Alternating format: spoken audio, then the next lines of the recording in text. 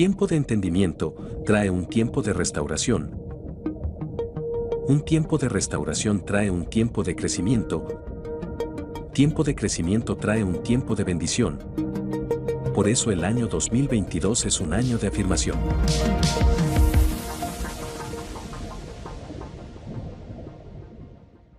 Dice el Salmo 127, si el Señor no edificare la casa, en vano trabajan los que la edifican. Si el Señor no guardare la ciudad, en vano vela la guardia. Por lo demás es que nos levantemos de madrugada y que vayamos tarde a reposar y que comamos un pan de dolores, pues que a su amado dará Dios el sueño. He aquí, herencia del Señor son los hijos, cosa de gran estima el fruto del vientre. Como saetas en manos del valiente, así son los hijos habidos en la juventud. Bienaventurado el hombre que llena su aljaba de ellos, no será avergonzado cuando hablare con los enemigos en la puerta. Amén. Bueno, damos un saludo muy especial, pueden tomar asiento, a los que nos están siguiendo por la red, a través del canal de YouTube, Camino de Vida Plena, y Facebook, Camino de Vida Plena. Bueno, lo prometido es deuda. Vamos a continuar con este proceso, con esta enseñanza que lleva como título La iglesia conforme al pensamiento de Dios. La iglesia conforme al pensamiento de Dios. Recordemos la frase que vimos la semana pasada, y es: un pensamiento con falta de visión puede llevar al ser humano a la pobreza espiritual.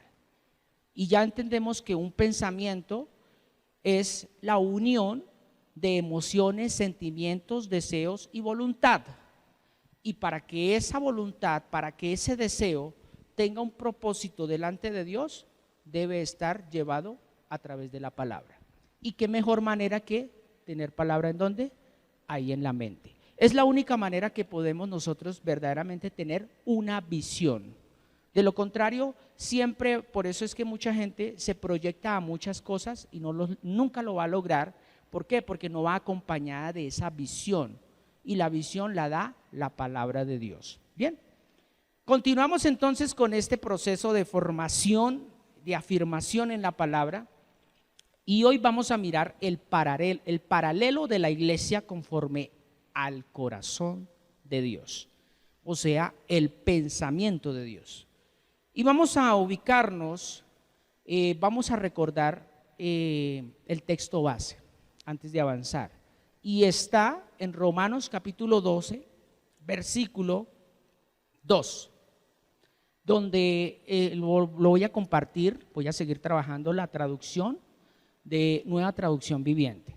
Entonces, ¿cómo dice ahí?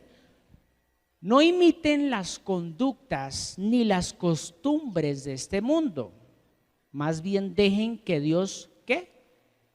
¿Cómo? Muy bien, que Dios los transforme en personas nuevas, o sea, el nuevo nacimiento, al cambiarles la manera de pensar. Entonces aprenderán a conocer la voluntad de Dios para ustedes, el cual es buena, agradable y perfecta. En base a este texto es que estamos empezando a analizar la iglesia conforme al corazón de Dios, y en ello estamos tomando como referencia a una de las mujeres que marcaron la diferencia de la humanidad, porque a través de ella es que viene el linaje de Jesús, y es Ruth. Y vamos a mirar entonces este paralelo de la iglesia conforme al corazón de Dios, que ya estaba expuesto a través del apóstol Pablo, allí en Apocalipsis, a través del apóstol Juan, allí en Apocalipsis capítulo 2, versículo 9 y 10. Vamos a mirarlo. Dice: yo sé de tu sufrimiento. ¿Y qué más? Y de tu pobreza. Pero ¿qué dice ahí? Pero tú eres rico. Conozco la blasfemia de los que se te oponen. Dicen ser judíos, pero no lo son, porque son sinagoga que pertenece ¿a quién? a Satanás. Versículo 10. No tengas miedo de lo que estás a punto de sufrir. Esto le habla a la iglesia. El diablo meterá a alguno de ustedes en la cárcel para ponerlos a prueba y sufrirán por 10 días. Pero si permaneces fiel, incluso cuando te enfrentes a la muerte, ¿qué dice? Yo te daré ¿qué? La corona de vida. Bien, mirando este paralelo que vamos a mirar con la iglesia de Esmirna y Ruth, y ahorita miramos la iglesia también de Filadelfia, miremos, volvamos otra vez al momento del libro histórico de Ruth. Ruth, para poder tener ese privilegio que tuvo de ser, se podría decir, la tatarabuela de David, el rey David, tuvo que pasar ¿por qué? Por dificultades, lo que nosotros conocemos muy bien, prueba. Y esa prueba no fue fácil para ella.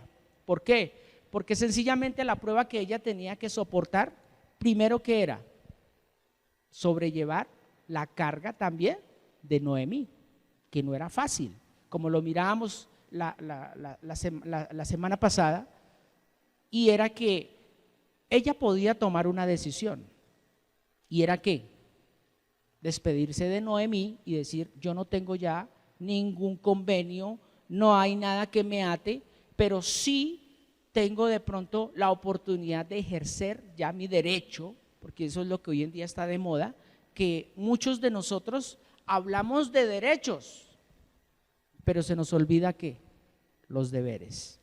Y literalmente esta mujer no tenía ningún deber. ¿Con quién? Con Noemí. Ya su esposo, que era Kelión, Kelión no sino, ay, se me olvidó el nombre, venga, lo busco acá.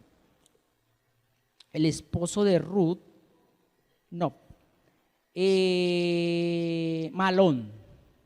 El esposo de Ruth, que era Malón, fallece, ella queda viuda.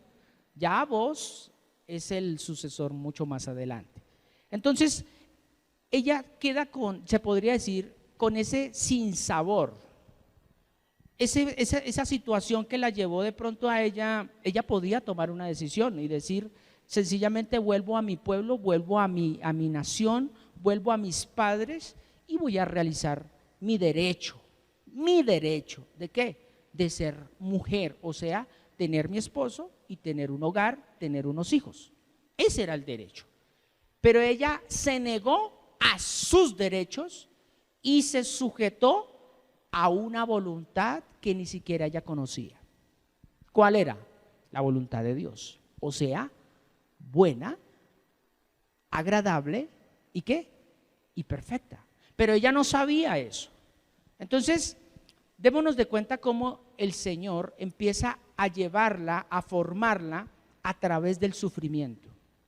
Porque no creo que ella haya hecho pomponería y ella haya hecho fiesta por quedar viuda.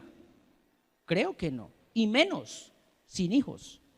Y menos con una suegra que era de otra nación, como lo estábamos mirando y lo hemos analizado. Entonces, aquí es donde miramos Apocalipsis, donde, volviendo al versículo 9, para que lo miremos detalladamente allí, allí dice, yo sé que tu sufrimiento. Era lo mismo que estaba pasando con Ruth y con Noemí. Dios conocía el sufrimiento.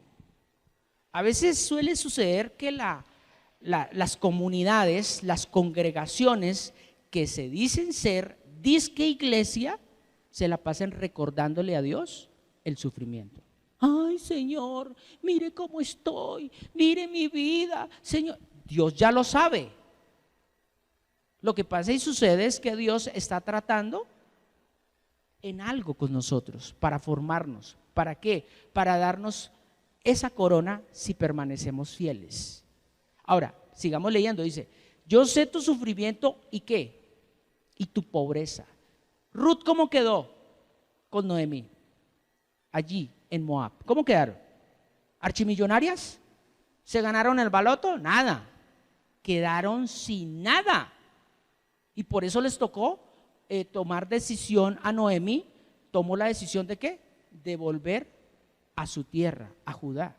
Porque allí no tenían, se podría decir, alguien que las apoyara, no tenían, a pesar de que Ruth era moabita y estaba en su tierra, ella no tenía ese apoyo. Y yo podría mirar, y si usted analiza ese libro, no encontró ni siquiera apoyo ¿en quién? En sus familiares. ¿Y sabe por qué? Porque moabitas y judíos, ¿cómo eran? Enemigos.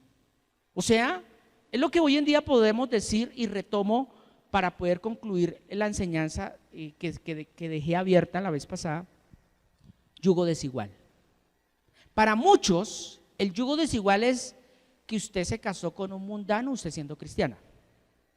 Esa es la mentalidad del hombre. Que usted se casó y que no fue en la tradición, no se hizo el baile de honor, no se le dio el vestido que era, bueno, tantas cosas que son solo pomponería. Pero entonces a veces suele suceder que cuando hay dos personas que se unen y que no están dentro de la misma religión, se dice que eso es yugo desigual. Y delante de Dios, eso no es yugo desigual. Yugo desigual es sencillamente que no piensa conforme a la voluntad de Dios. Pare de contar. Pero por eso Pablo lo dijo y lo especificó. Si tu esposo, que no es creyente, concibe o consiste o quiere persistir en estar contigo, ¿qué dice? No lo deje. No me lo estoy inventando. Dice, no lo deje. Porque a causa de lo que tú vives con el Señor, tú estás purificando a tu esposo. Eso lo dice la palabra. Ahora, al contrario, también lo explica el apóstol Pablo. Si tu hombre y tu esposa no es creyente, pero ella consiste y persiste en estar contigo, no la abandone. Eso lo dejó escrito el apóstol Pablo en Corintios. Ahora, cuando hablamos de yugo desigual, volviendo al tema, se habla de que dos personas tienen que ir ¿para dónde? Para el mismo objetivo. ¿Qué es yugo? Físicamente hablándolo, es un palo, se podría decir, que se les coloca a unos animales que se le conocen como bueyes. ¿Para qué? Para que labren la tierra. Pero ambos tienen que ir amarrados ¿a qué? Al yugo. Eso no es de que yo cojo por allí y el otro coja por allá. No, ambos tienen que ir hacia la misma dirección. Pues literalmente eso se llama lo que hablamos de yugo. Entonces no podemos entender que yugo desigual es que usted es de cierta iglesia, entonces los dos animales deben ser de la misma raza, tienen que ser de la misma mamá. No, son diferentes, hasta en color. Y muchas veces, a veces suele suceder que la único que hacen referencia es que sean de igual tamaño, porque no puede ser uno más grande que el otro. Entonces, de lo demás, simplemente son animales, hágale. Y usted y yo somos hijos de Dios, ¿cierto?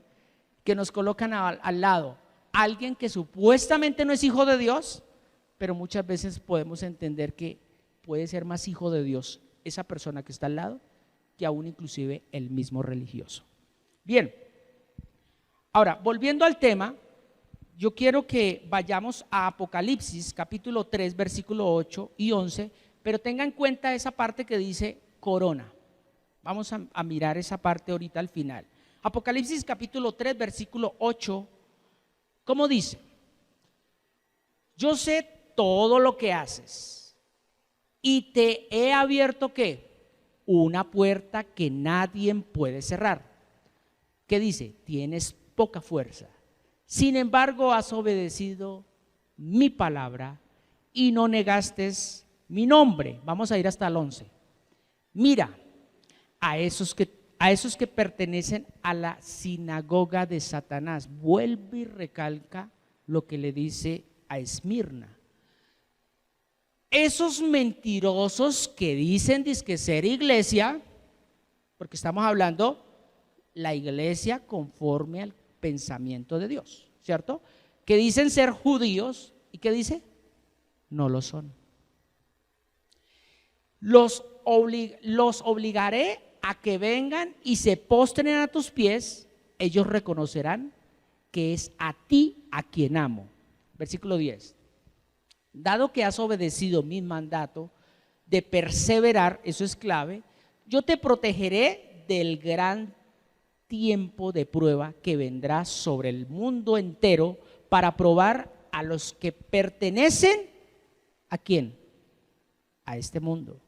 Y último versículo, yo vengo pronto, aférrate a lo que tienes para que nadie te quite ¿qué?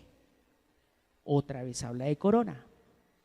Y si usted analiza en estas dos, cuando el apóstol Pablo recibe la visión y escribe, como dice la misma palabra, escribe el espíritu o el ángel a la iglesia de Esmirna, a la iglesia de Éfeso, que es la primera, a todas las iglesias, en estas dos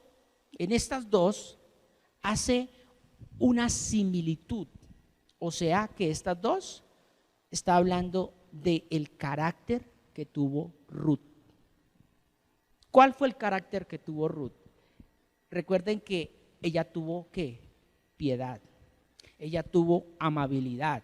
Ella fue obediente. Ella se sujetó ¿a quién? A Noemí. Ella tuvo coraje. ¿Para qué? Para ir con Noemí a la tierra de los judíos, siendo ella moabita. ¿Qué más tuvo ella? Fidelidad, tuvo fortaleza, tuvo bondad, tuvo fe y sobre todo amor. Algo que debe estar en nuestros corazones.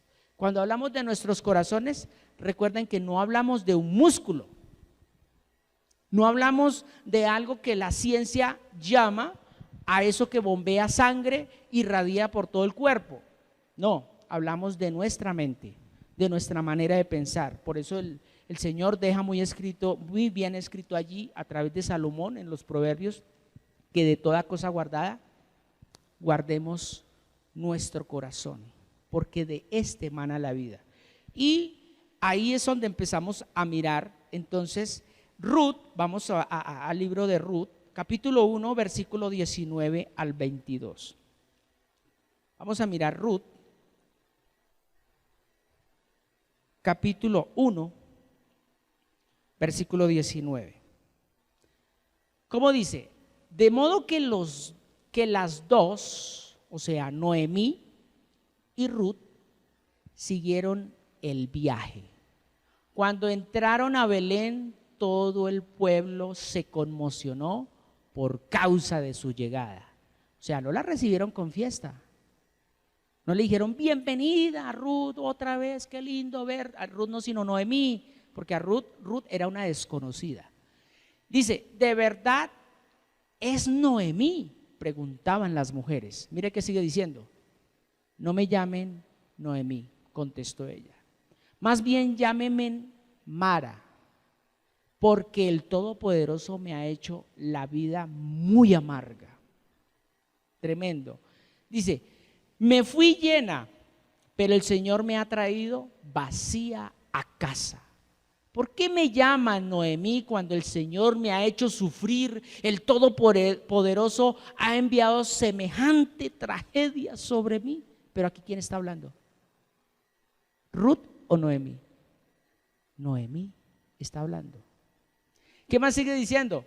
Así que Noemí regresó de Moab acompañada de su nuera Ruth, la joven moabita, y llegaron a Belén a fines de la primavera, al comienzo de la cosecha de cebada. Entonces miremos ese paralelo. La iglesia de Esmirna habla que es sufrida, ¿cierto? Dice que era pobre, pero Dios le decía, no, tú no eres pobre, eres rica. Pero era pobre ¿qué? Quizás de pronto físicamente no tenía el sustento. ¿Qué más tenía esa iglesia de Esmirna? Era probada y por último blasfemada. ¿Qué pasó aquí con Noemí? Todo el mundo empezó a hablar de ella. Llegó Noemí, sí sabe, eso le pasó. Yo creo que eso estaba en pecado y por eso se le murió el esposo y los 2 hijos. Me imagino. ¿Y quién era la que estaba ahí también al lado de ella? Entonces empezaban, ¿y esa señora quién es? Ella como que era la esposa de uno de los hijos, y esa es moabita. ¿Y qué dice la Biblia? Que nosotros debemos casarnos con los mismos judíos. Tremendo, ¿no? Lo que se estaba presentando ahí. Estaban empezando a blasfemar. Ahora, miremos qué pasa con Filadelfia, con la iglesia de Filadelfia. Ella era de poca fuerza. Dice, tienes poca fuerza. ¿Cómo cree que se sentían Noemí y Ruth? ¿Fortalecidas? No. ¿Cómo venían? Como dice el chavo, con el rabo entre las piernas. Ahí. ¿Qué más traían? ¿Qué muestra la iglesia de Filadelfia? No tenía privilegios, pero privilegios físicos, pero sí tenía una puerta abierta. ¿Sí? ¿Lo miraron? Que ahí en la iglesia, cuando habla el ángel a la iglesia, que quedó registrado en Apocalipsis, dice, pero he abierto una puerta que nadie puede cerrar. Eso le pasó a Ruth. Ella, por más que de pronto quizás en su interior, yo creo que ella tuvo esa lucha de decir, oiga, yo qué hago por acá, ¿será que sí estoy tomando esa decisión sabia? Yo no sé, pero ¿yo para dónde cojo? ¿Ella cómo se sentía? Ella no tenía ninguna otra salida, solamente tenía una puerta, pero ella no la conocía.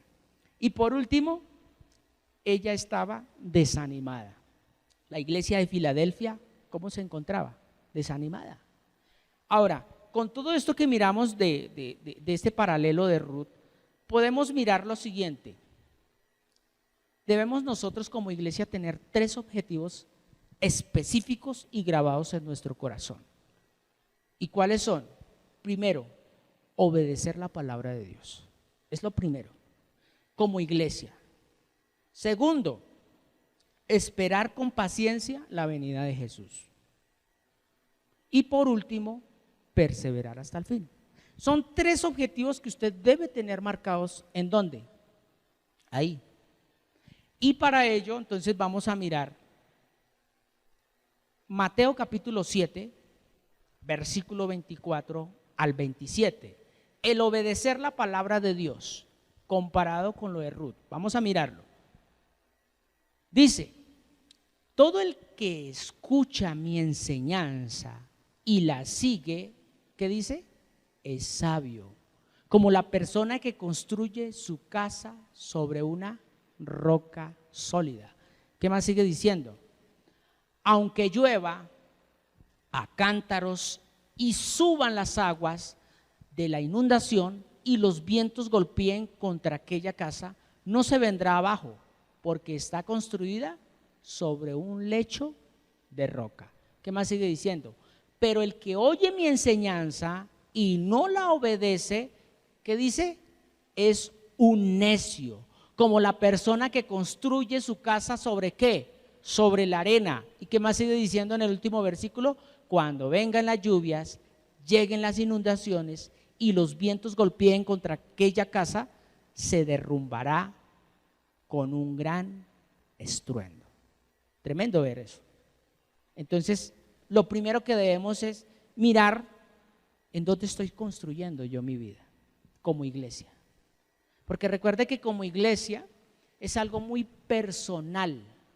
Aquí no es de que, mi iglesia, sí, mis hijos, mi hija. No, yo soy iglesia. Usted es iglesia. ¿Cómo está construyendo usted su vida? Que eso es lo que debe usted tener como objetivo principal, como iglesia. Obedecer la palabra de Dios.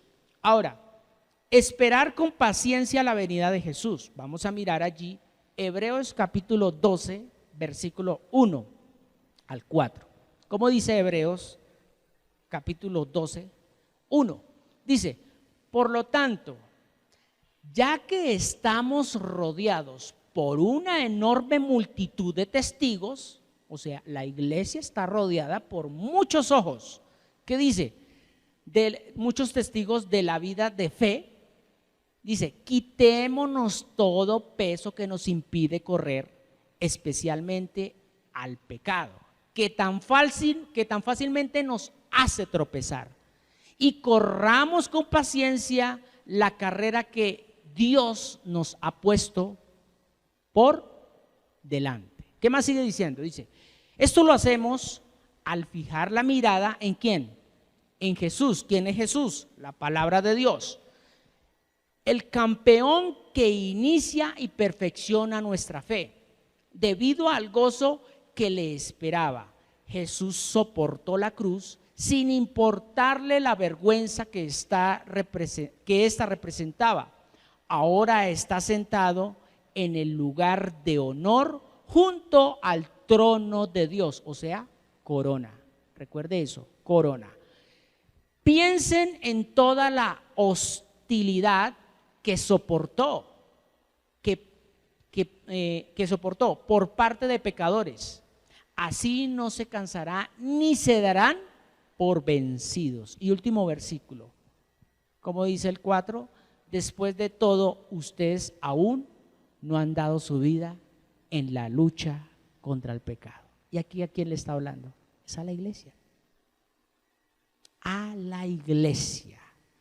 Ahora, esto acompañado de 2 de Timoteo capítulo 4 versículo 8, mire lo que muestra aquí. Por eso le dije, tengan pendiente esa palabra, corona. Mire, y ahora me espera el premio, la corona, ¿de qué? De justicia, que el Señor, el juez justo, me dará el día de su regreso. Y el premio no es solo para mí, está hablando Pablo a Timoteo, sino para todos los que esperan con anhelo su venida. O sea, el otro objetivo que debe arder en nuestras vidas y debe estar marcado, ¿cuál es? Esperar con paciencia la venida de nuestro Señor Jesús. Ahora miremos 1 de Pedro capítulo 5 versículo 4. ¿Qué dice? Así cuando venga, ¿quién? El gran pastor, o sea Jesús. ¿Qué dice? Recibirán una corona de gloria y honor eternos. De gloria y honor eternos. Tremendo ver que Ruth, de alguna u otra manera, su sufrimiento después se convirtió en ¿qué? En gozo. Porque ¿con quién terminó casada? No cansada, sino casada Ruth. Con vos. No con usted, no, con B larga, O y Z. Porque de pronto dice con vos, ay, conmigo, no. Ruth terminó casada con vos y terminó porque cumplió la carrera que le daba a Dios por delante. Esa es la iglesia. Y usted y yo como iglesia, ¿con quién cree que vamos a terminar casados? Con Jesucristo. Tremendo. Ahí es donde vemos y entendemos por qué la necesidad de cambiar nuestra manera de pensar. Porque si no cambiamos nuestra manera de pensar, automáticamente somos parte del sistema de mundo. ¿Y qué pasa? Lo leíamos, va a venir prueba. Va a venir prueba. Ya se avecina. Démonos de cuenta que ahorita la inflación que se viene para todas las naciones, en especial para Estados Unidos, es dura. Es dura. Pero es dura ¿para quién? ¿Para los hijos de Dios o para el mundo? Porque nosotros como hijos de Dios, la palabra nos dice que no solamente de pan vamos a vivir. Eso no quiere decir que entonces no vamos a comer durante 15, 40, 50, no tenemos cuerpos gloriosos, tenemos que alimentarlos.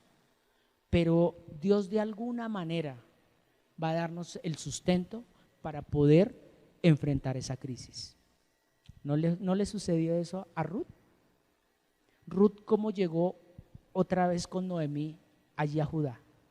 Sin nada. Pero ella, que tuvo coraje y dijo, hagámosle, avancemos. Y ella tuvo la iniciativa de decir, voy a ir a trabajar. Una mujer dijo, voy a ir a trabajar, voy a ir a coger ¿qué? Espigas. Y Dios le había abierto esa puerta. ¿La puerta de qué? De ir allí a los sembrados. ¿De quién? De Booz. Ella no se imaginaba que Booz iba a terminar siendo el esposo, porque ella no fue con esa intención. Ella simplemente se abandonó ¿a qué? A la voluntad de Dios, porque ella misma decidió seguir ¿a quién? A Noemí. Escrito quedó allá en el capítulo 1 que dice, yo iré a donde tú vayas, tu Dios será mi Dios, donde tú mueras, allí también quiero morir. O sea, en pocas palabras, ella se abandonó a sí misma y dijo, yo no quiero derechos para mí, yo quiero es verte a ti feliz. Y la iglesia debe tener ese diseño, no ser egoístas, que nosotros somos los únicos que nos vamos a salvar y es que nosotros me importa un carajo los demás. No, no, no. A mí me debe doler el sufrimiento del otro. Esa es la verdadera iglesia. Noemí no abandonó a Ruth. Ruth no abandonó a Noemí. Aunque Noemí insistía. ¿Por qué insistía Noemí? Recuerden la frase que les dije al comienzo. Un pensamiento sin visión te puede llevar a la pobreza física y espiritual. Entonces, ¿qué es lo que no tenía Noemí? Visión. Porque ella dijo, no, pero es que yo ¿qué le voy a dar a usted? Yo no tengo nada para darle. ¿Y qué decía allá Apocalipsis?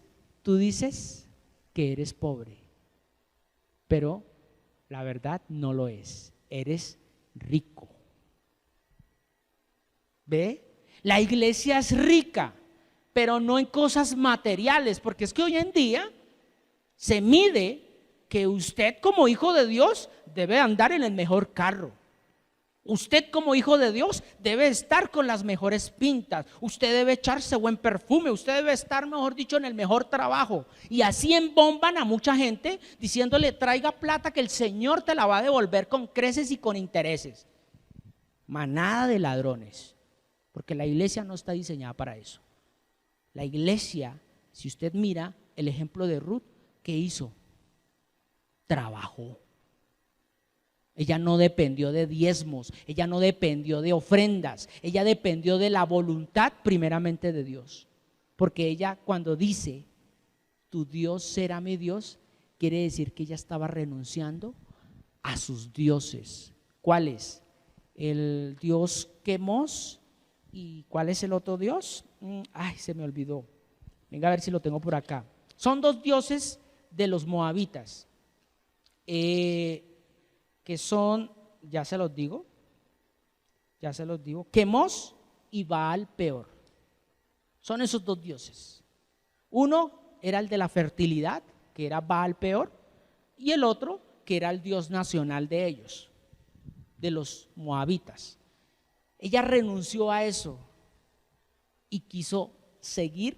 Óigase bien esto tan hermoso. El Dios de Abraham, de Isaac, de Jacob, o sea, el Dios de Noemí, ¿cómo la tenía ella? Empobrecida, se podría decir. Pero Ruth dijo, yo quiero seguir a ese Dios. Es tremendo, es impactante ver que Ruth no miró al Dios de la pobreza. Ruth dijo, ese Dios debe estar haciendo algo, porque ese Dios no es injusto. Y yo no me imagino ella cuando se le muere el esposo. Ustedes imagínense en eso. A ver, las que están casadas acá, que quedaran viudas y sin hijos, ¿cómo se sienten? Y que estén aquí congregadas. ¿Será que van a exaltar al Dios de Abraham, de Isaac, de Jacob, al Dios de Israel de la misma manera? No, viene un duelo, ¿cierto? Viene una tristeza y viene una pregunta que todos quizás no la hacemos. ¿Por qué a mí, Dios? ¿Por qué a mí? Imagínese Ruth viendo y viviendo lo que estaba viviendo Noemí, lo que le estaba haciendo el Dios de los hebreos. Y ella dijo, yo quiero seguir a ese Dios. Uno podría decir, no, pues tan masoquista. No, porque ella sabía que había una puerta abierta, que no todo era sufrimiento. Y dice la palabra de Dios, y quedó escrito y está registrado, que antes de ser exaltado, tiene que ser uno humillado. Pero aquel que primero se exalta, ¿qué dice la palabra? Ese será humillado. Y literalmente es así. Cuando hay una persona que viene de abajo, que sabe que es aguantar hambre, ¿qué va a pasar cuando tenga muchas cosas? Va a tener compasión del que tiene hambre, porque sabe que es aguantar hambre. Por eso la iglesia tiene que pasar por esos territorios. ¿Para qué? Para poderse compadecer y saber qué es eso. Pero el que es de, ay, o sea, yo soy del palacio, qué chanda, yo soy de papi y mami, ¿qué cree que va a pasar? ¿Va a tener compasión por el pobre? Al contrario, va a decir, uy, quite de aquí, chanda, que las pulgas se me pegan. No va a tener esa compasión. Por eso la iglesia tiene que pasar por prueba. Y por último, es perseverar hasta el fin. Ese objetivo debe estar en nosotros. Y vamos a mirar Hebreos capítulo 10, versículo 23 al 25. Dice, Hebreos capítulo 10, 23, dice, mantengámonos firmes, ¿cómo? Sin titubear, en la esperanza que afirmamos, porque se puede confiar en que Dios, ¿qué dice? Cumplirá sus promesas. Sigámoslo leyendo. Pensemos en maneras de motivarnos unos a otros, a realizar actos de amor y buenas acciones. Esto lo está hablando Dios a la iglesia. Y mire lo que dice el último versículo. Y no dejemos de ¿qué? ¿Qué dice? Y no dejemos de congregarnos como muchos suelen hacer, algunos sino animémonos unos a otros, sobre todo ahora que el día del regreso de nuestro Padre Celestial, o sea Jesucristo, se acerca. ¿Sí ve? No me lo estoy inventando, esto no es de que, ay, venga, motivemos hoy la iglesia, no. Es para que abramos los ojos, que nosotros primeramente que nos sentimos quizás sin fuerza, que nos sentimos ya como dice, como lo miramos allá con la iglesia de Esmirna, con la iglesia de Filadelfia, nos sentimos tan sufridos, nos sentimos pobres, nos sentimos muy probados, nos sentimos que nos han blasfemiado. Allá en la iglesia de Filadelfia decía, tenemos poca fuerza, no tenemos privilegios y sobre todo que estamos desanimados. Pero Dios a los que perseveran dice que les va a dar una corona, y no cualquier corona. Mire Mateo 24, capítulo 4, y ahí sí vamos a leerlo hasta el 13. Mire lo que nos explica el Señor ahí en Mateo 24. Jesús les dijo, o sea, Dios nos dice a nosotros hoy, Jesús nos dice a nosotros, ¿qué dice? No deje que nadie los engañe. Que eso es lo que ha pasado hoy en día. Mire lo que sigue diciendo. Porque muchos vendrán en mi nombre, afirmarán, yo soy el Mesías, y engañarán a muchos. ¿Qué más sigue diciendo? Y ustedes oirán de guerras y de amenazas de guerras, pero no se dejen llevar por el pánico. Es verdad esas cosas que dice ahí. deben suceder. ¿Y qué más sigue diciendo? Pero el fin no vendrá inmediatamente después. O sea, ¿es que ahorita se va a acabar el mundo? No. ¿Qué más sigue diciendo? Una nación entrará en guerra con otra nación y un reino con otro reino. Ya lo estamos viendo, hemos visto muchas situaciones que se presentan allí entre Ucrania y Rusia, lo que está pasando en el Medio Oriente, lo que falta por suceder, pero dice, habrá hambres, terremotos en muchas partes del mundo, eso lo estamos viviendo. ¿Qué más sigue diciendo? Pero todo esto, ¿qué es? Solo el comienzo de dolores, de parto. Ahí sí después, dice, luego vendrá más. Entonces, ¿qué dice? ¿Qué pasa con la iglesia? ¿Qué pasa? Ay, nos van a poner allá, uy, sí, nos van a aplaudir, ay, sí, prepárense, porque ahí dice, entonces los arrestarán, los perseguirán. ¿Y qué dice? ¿Qué dice ahí? ¿Nos van a hacer fiesta? No, devuélvase. ¿Qué dice? Nos matarán en todo el mundo. ¿Qué dice? Los odiarán. ¿Por qué? Eso es ser iglesia. Es que la iglesia no está para, ay, a mí nadie me puede tocar porque yo soy hijo de Dios y ya estoy en cadeno y mato del muerto. No, señor. No, señor. No coman cuento, porque lo empezábamos leyendo, van a venir muchos a engañarnos. Que no sé qué, y sobre todo orando en contra de la voluntad de Dios. Señor, que ya no hayan guerras. Señor, que no haya hambre en Colombia. Es necesario que pase eso. Yo lo compartía en la charla pasada. Decía que la verdadera iglesia no ora para que lo que Dios ya estableció cambie.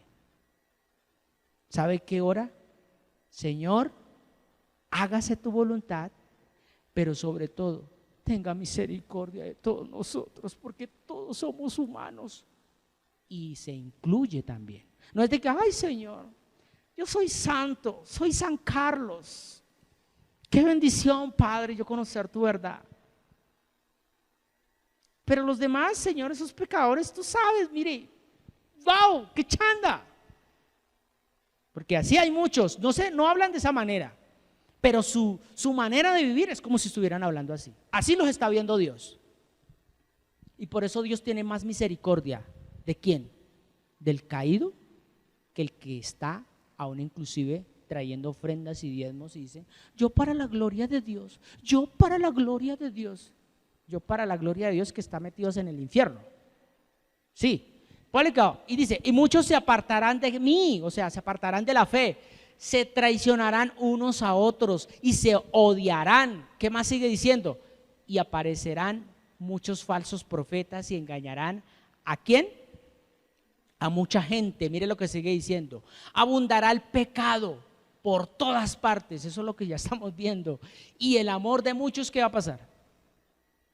Pero de muchos, de la iglesia no. De la iglesia no. Miremos otra vez a Ruth.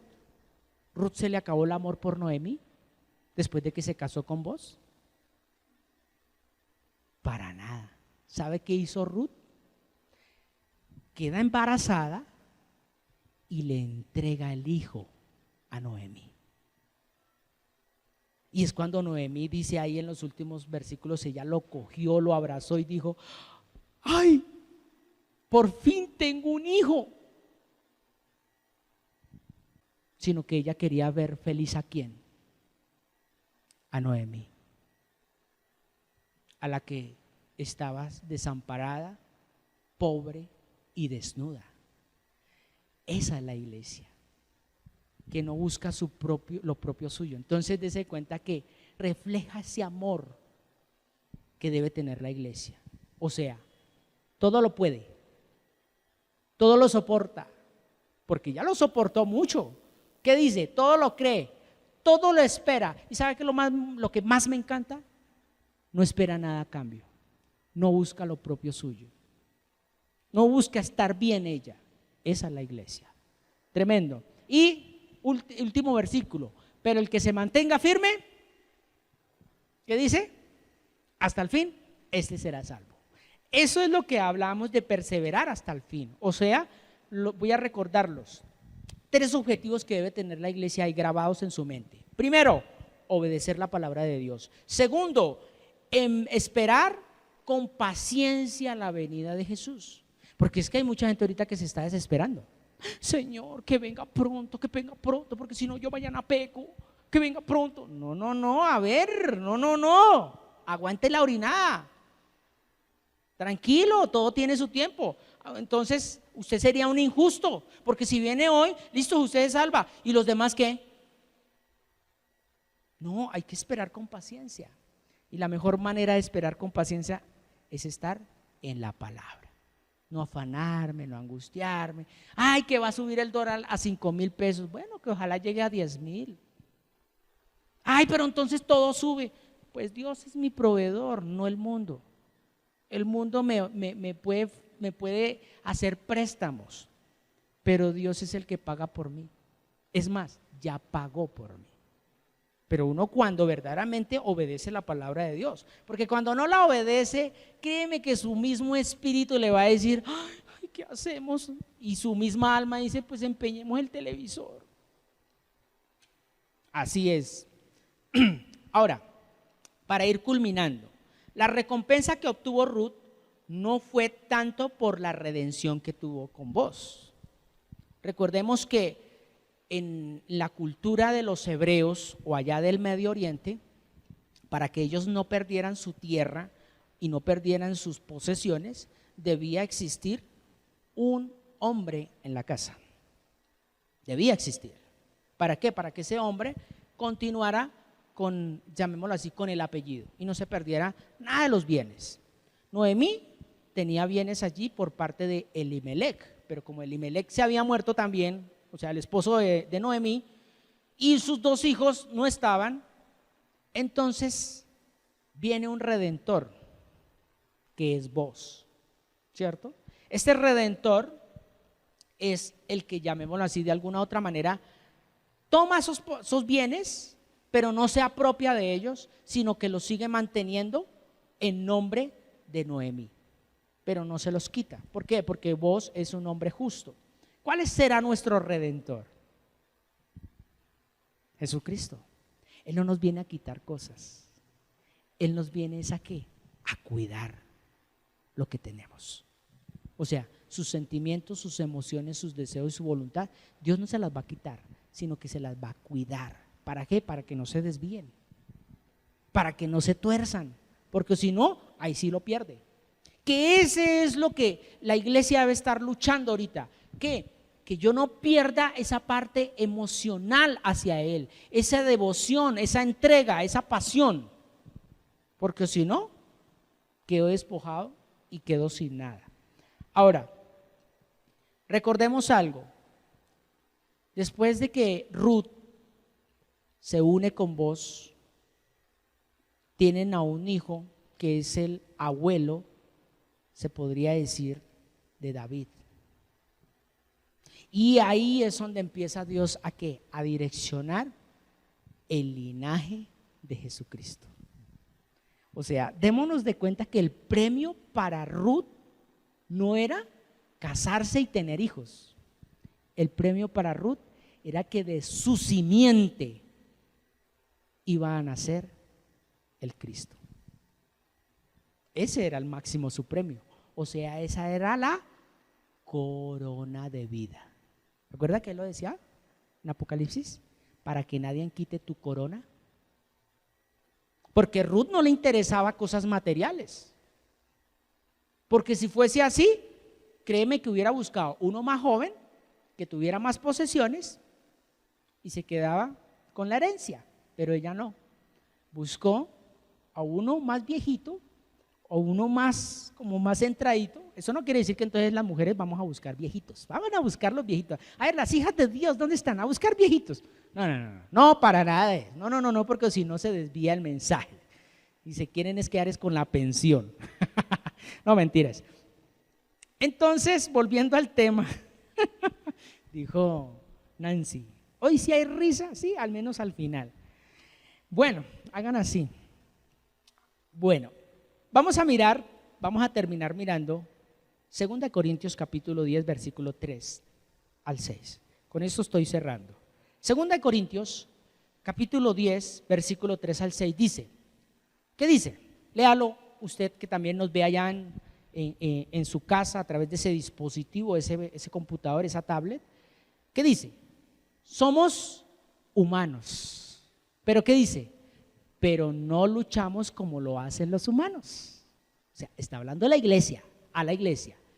Usamos las armas poderosas de Dios. ¿Qué dice? No las de este mundo. ¿Para qué?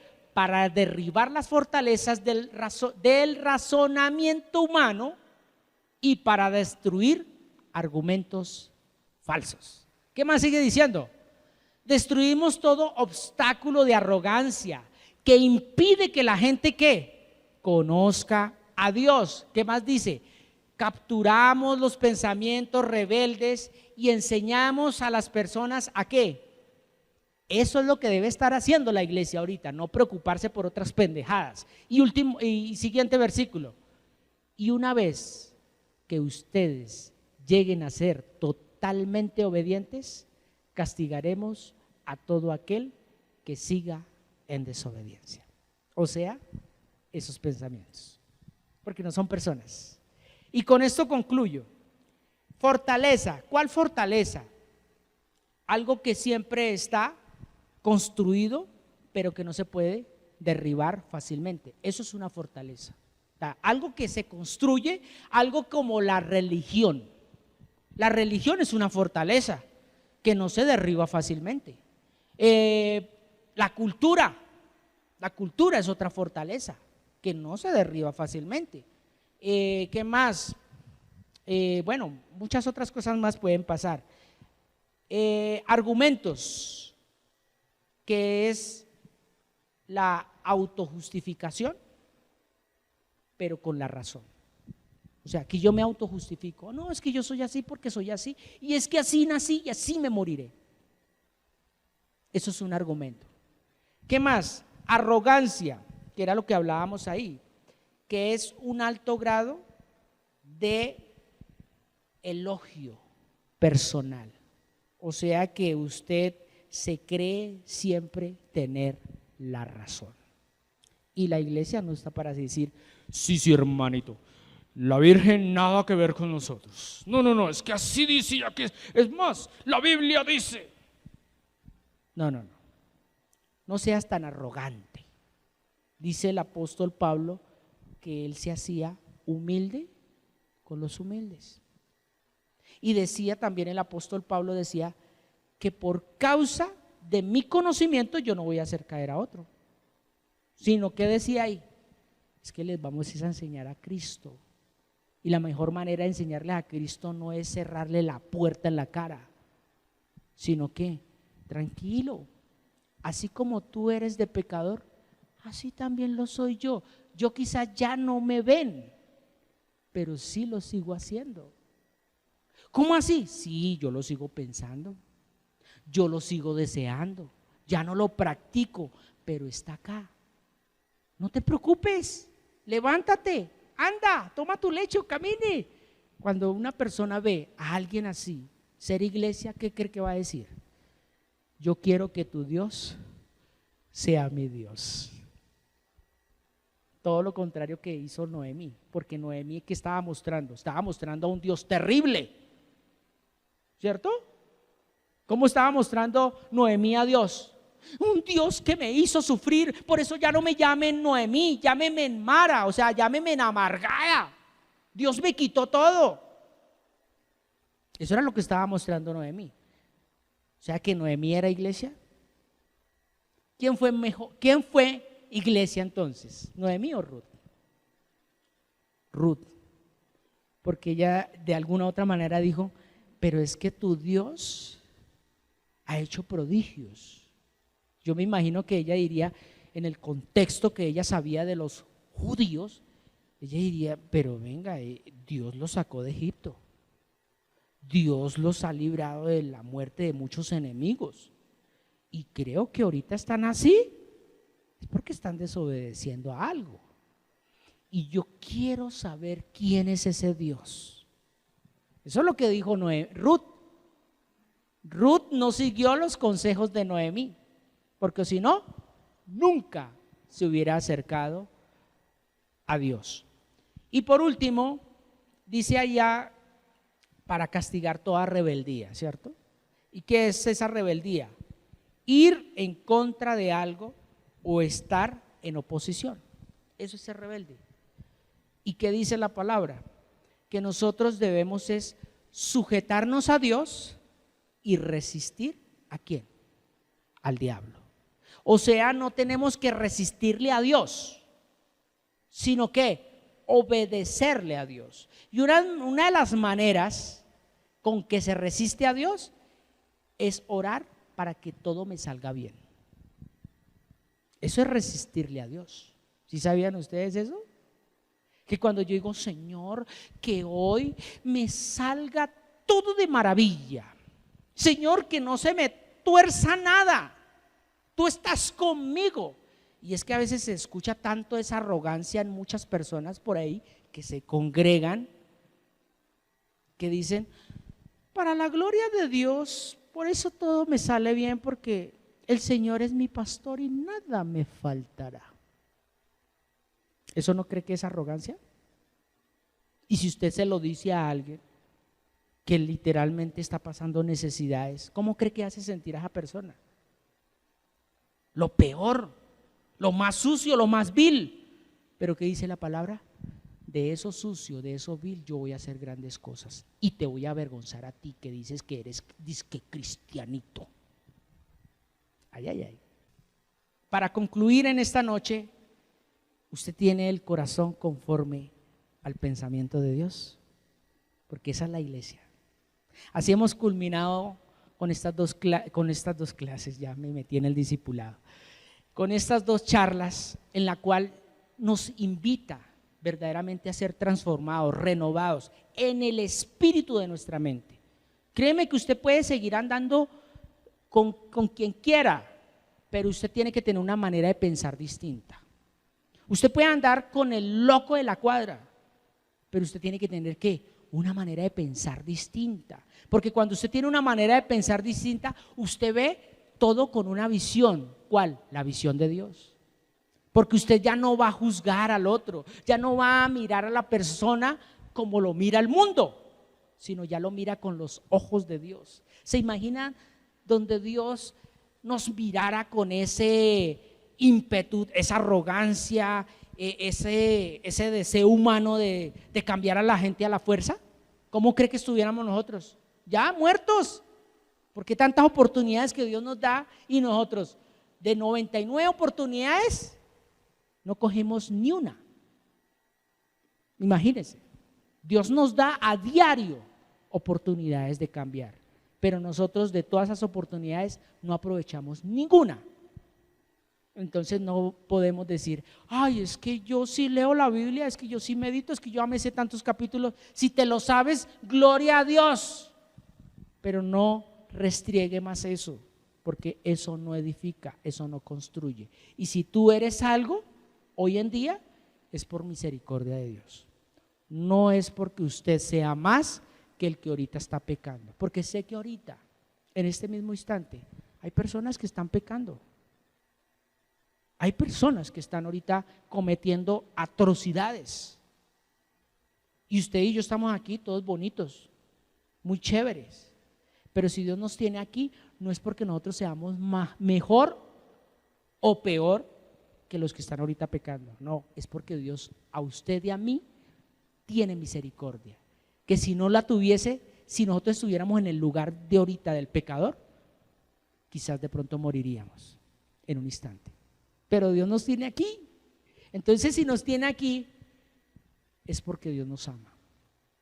Y si estamos pasando por pruebas, por dificultades, porque lo que viene, dése cuenta que ahí decía, va a venir. Entonces preparémonos. Y la mejor manera de prepararse, ¿cómo es? Estar con la palabra. No más. Ay, que es que de pronto, ¿será que es que sí? No, yo le pido a Dios que me lleve antes. A ver, no resista a Dios. Obedécele a Dios y resiste al diablo. ¿Y qué es resistirle al diablo? Dígale a ese pensamiento, no. Si tiene que venir prueba, bienvenida sea. Pero yo no puedo resistirle a Dios. Porque es que eso es lo que pasa hoy en día con mucha gente, que están orando en contra de la voluntad de Dios. Cuando Dios simplemente dijo, yo les he preparado este momento de prueba. ¿Para qué? Para darles coronas a los que resisten. O sea que cuando venga la prueba, viene después un premio, la corona de vida. ¿Sí están preparados para recibir eso? Ay, yo recibo la corona, pero no la prueba. Eso es como usted decirle al profesor, póngame un 10, pero no me haga evaluación. ¿Será que eso es lógico? ¿Cierto que no? Simplemente el maestro le va a decir, ay, chinito, vaya y estudie, vaya y sígase preparando. Tranquilo, no le voy a hacer el examen todavía, pero tampoco te voy a poner un 10. ¿Sí o no? Ah, bueno, entonces, preparados para esos 10, se van a volver todos pibes, puros 10. Qué bien. Pongámonos sobre nuestros pies, vamos a darle gracias a nuestro Padre Celestial.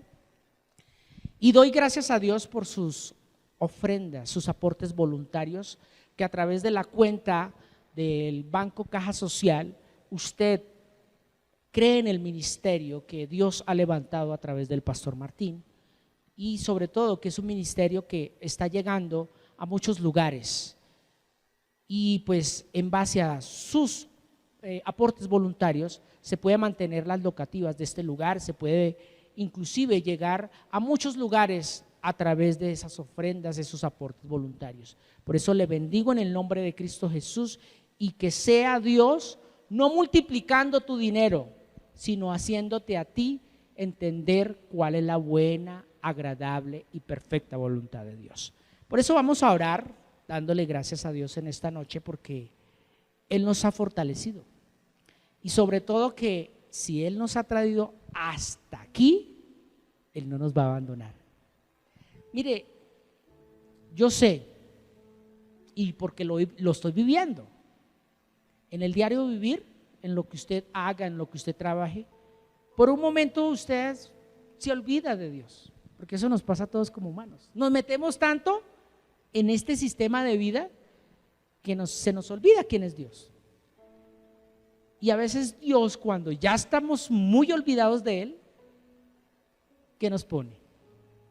Una prueba. ¿Para qué? Ay, Dios mío, bendito, ojalá me salgan. Ay, por fin me nombró. Porque ya ni el salmo lees, ya ni el versículo meditas, ya ni siquiera coges el proverbio, ni siquiera escoges un versículo. Es duro, es duro. Pero Dios no nos va a mandar un trueno, no nos va a mandar un rayo, no va a permitir que nos pase de pronto algo peor, pero sí nos pone la prueba para que nos acordemos de Él. Y el pueblo de Israel fue anunciado de que le dijo allá a través de Moisés, cuando dejó registrado en el Éxodo, le dice: si tú obedeces fielmente a mi palabra, todas estas bendiciones te van a venir y te van a alcanzar. Quedó registrado. Pero si no, tranquilo, ahí les mando también todas estas cositas, como para que se acuerden de mí. Yo no lo llamo maldición. A este tiempo yo no lo llamo maldición. ¿Por qué? Porque Dios al que bendice, ¿qué dice? No maldice. Aunque para la persona que está viviendo como vivió Noemí, ella lo vio como ¿qué? Como un castigo, como una maldición.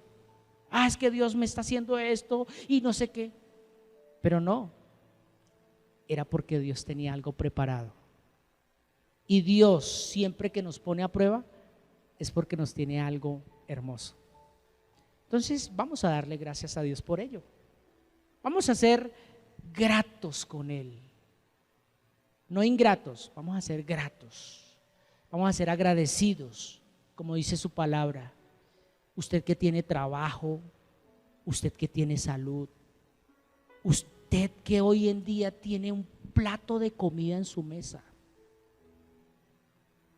En estos días me ponía a mirar con toda esta situación, recesión económica, COVID, gente que tiene que pagar arriendo, que tienen 6, 7 hijos, su mamá enferma, un niño especial.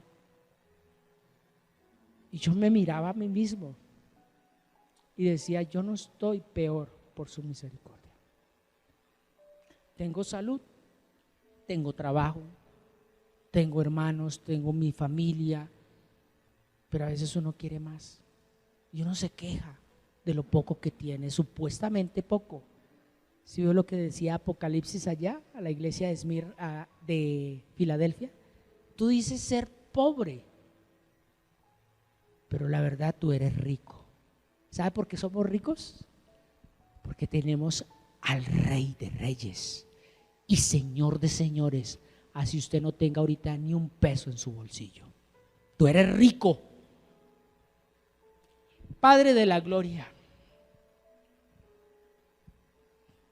estoy agradecido contigo, porque sé que a tu iglesia, a tu amada, dice la palabra de Dios, el Hades no prevalecerá contra ella. Y que aunque andemos en valle de sombra o de muerte, dice tu palabra que no vamos a tener miedo a ningún mal, porque tú estás con nosotros. Tú eres nuestra corona, Señor. Y por ser nuestra corona, quiere decir que estás en nuestra cabeza. Estás gobernando nuestra mente. Y sobre todo que una corona representa autoridad. Nos has dado autoridad, pero no para pisotear al pobre, al pecador, sino para levantar al caído. Por eso, Señor, gracias, porque sé que la buena obra que has comenzado en cada miembro de Camino de Vida Plena, tú eres fiel y justo para terminar. Por eso, amado Señor, de nuestros labios sale solo gratitud. Gracias por la prueba, gracias por la aflicción, gracias porque nos hace recordar que somos humanos y como humanos debemos ayudarnos los unos a los otros, como decía tu palabra. Animémonos, que si alguien cae, démonos la mano, no lo pisoteemos.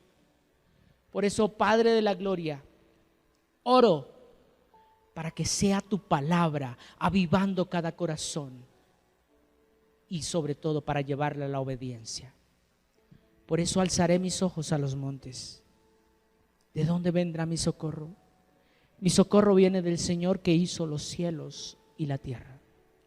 No dará mi pie al resbaladero, ni se dormirá el que me guarda. He aquí, no se adormecerá ni dormirá el que guarda a Israel. El Señor es mi guardador, el Señor es mi sombra a mi mano derecha. El sol no me fatigará de día ni la luna de noche. El Señor me guardará de todo mal. Él guardará mi alma.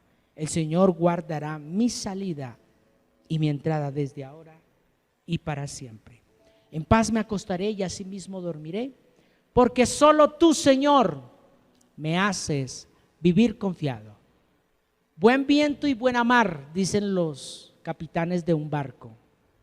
Y yo le deseo a usted buen viento y buena mar. Bendiciones para todos y que el Señor les continúe afirmando en su proceso. Feliz noche. Muchas gracias por habernos acompañado en este tiempo de enseñanza, donde el objetivo es aportar a su crecimiento integral y espiritual. Los esperamos en nuestra próxima transmisión. Hasta pronto.